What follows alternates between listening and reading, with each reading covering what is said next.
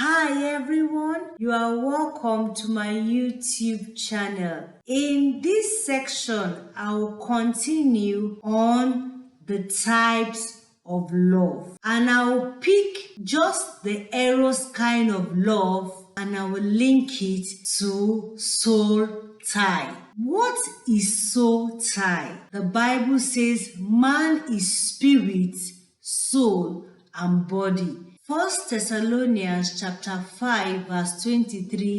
Now, soul tie is the knitting together of two souls. And when you say soul, it means the soul is inside the body. And then when you say tie, tie is like a knot or a bond that joins things together. If I have a tie, I can use it to join things together.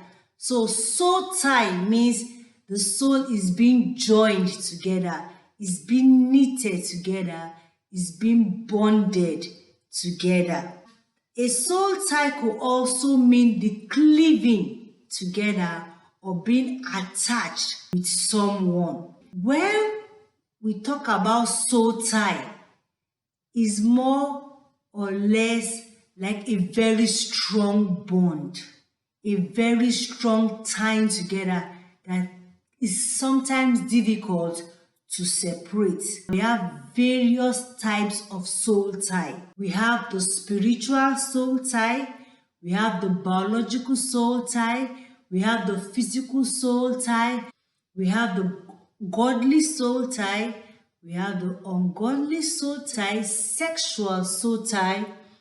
In this video, I will look at Eros and soul tie. So that means the erotic love and soul tie. When we talk of Eros, like I said before, it has to do with romance, passion, desire, and all that.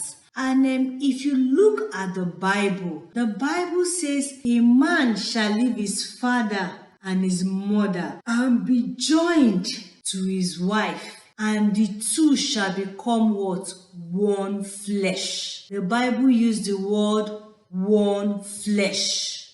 Now, when a man marries a woman and that marriage is consummated, that means they had sex in the marriage or they made love in the marriage, they now have what they call soul tie. So the man and his wife are bonded together solely. So they have the soul tie. And the soul is the spiritual part of the human anatomy. The human anatomy, the human physical body. The soul is the spiritual component of it. And that's what we call soul tie. We don't call it spiritual tie. We call it soul tie. So if a man sleeps with a woman, or a woman sleeps with a man, there is a bonding that has taken place in the soulish realm. Now, when the man sleeps with 20 women, that man has also bonded with the people that those women have slept with. So that means if a man has slept with 20 women, if those 20 women have slept with other men, there's all kinds of bonding that has taken place. And the example that I have is just like when two papers or two things are joined together. Maybe you glue two biros together, or you glue two papers together, or you glue two woods together. The gluing of them together is the bonding. You have tied them together, you have made them to join together. Now, if you try to separate each of them, you will discover that part of one is in the other. So the right is in the left is in the right. So that means that when one sleeps with somebody, you take in from that person what you did not have before. And you also drop part of what you have with that person. So there is a bonding and there is an exchange, because sex involves blood, sweat, energy, emotions, and so there's all kinds of mingling that has gone into that action. And so it's so important that as a Christian, you are very careful who you are bonding with. So the same way a man will bond with his wife is the same way any other man or any other woman will bond with any other person they have sex with. And so if somebody has multiple sexual partners, you can imagine how many multiple bonding that has taken place. The Bible says, he that committed fornication sinned against his own body.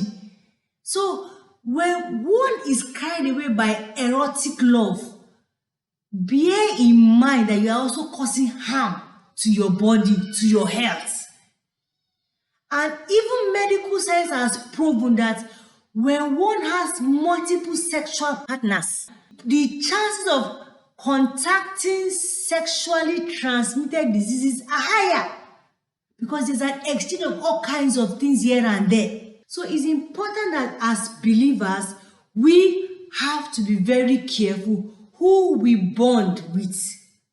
If somebody has bonded with you sexually, that means you have created a soul tie by getting involved in the erotic kind of love without even being married.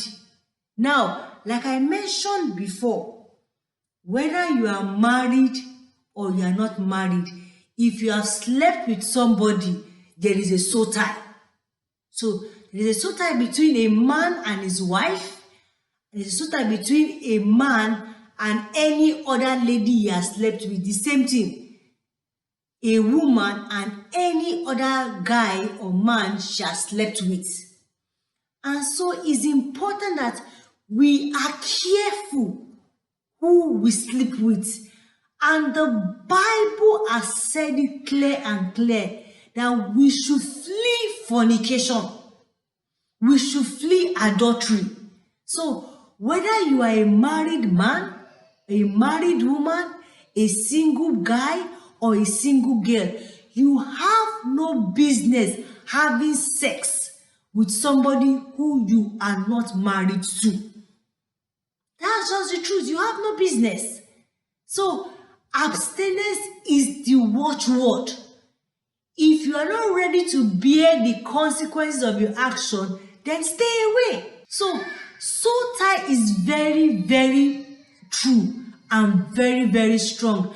And we have a lot of people struggling from soul tie. And that is why if one has bonded with so many people, you know, even with only one person, if you leave that one person and you go to another person, you are carrying part of what that person has in you and going to another person.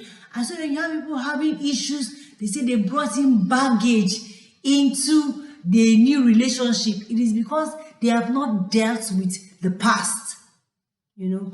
So it's important, it's very important that we keep ourselves.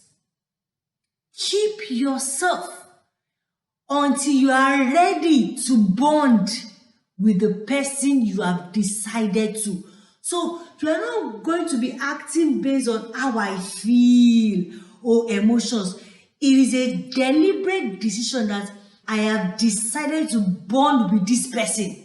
So if you're going to have sex with anybody, which it is supposed to be within the confines of marriage, you have chosen to marry. They ask you, do you take this person to be your lawful wedded husband or lawful wedded wife? Meaning that I have decided to pick this person to be the person I will bond with for life.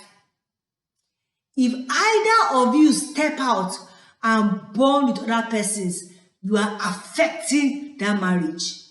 Because whoever you bond with outside the other agreement is going to affect the agreement itself. And so it's important that we are careful that we don't go and start bonding in different places and then we now have issues with having wholeness.